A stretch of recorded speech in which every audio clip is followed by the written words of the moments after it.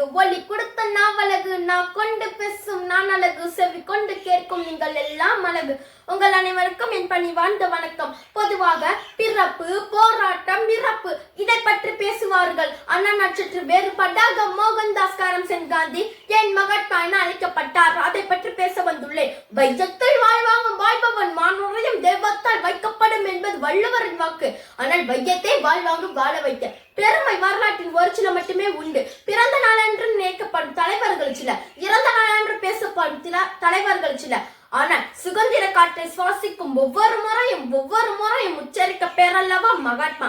ஆம், வெட்டுக்கு வெட்டு, குத்து குத்து பல லட்சக்கணக்கான ரத்தங்களை காணிக்கைய கொடுத்த தேசத்தில் அன்பை பறந்து நிலமாக்கி சக்தி எனும் விதத்து அகிம்சையின் முறையில் அறுவடை செய்த உன்னத மனிதர் மகாத்மா.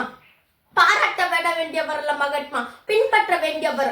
அவர் வகுத்தத அகிம்சை என்னும் அரவணைப்பாது. சத்தியத்தை ஊற்றுக்கோளாக்கி அதில் வீர நடை போட வேண்டும் என்று கூறி வெற்றி என்ற 3 எழுத்தை தந்தால் தலைக்கான பிடித்து ஆடப்போவதும் இல்லை, தோல்வி என்ற 3 எழுத்தை தந்தால் துவண்டு போவதும் இல்லை. ஆகவே இறுதியாக மகிழ்ச்சியாக நன்றி என்ற 3 எழுத்தை சொல்லி விடை பெறுகிறேன். நன்றி, வணக்கம்.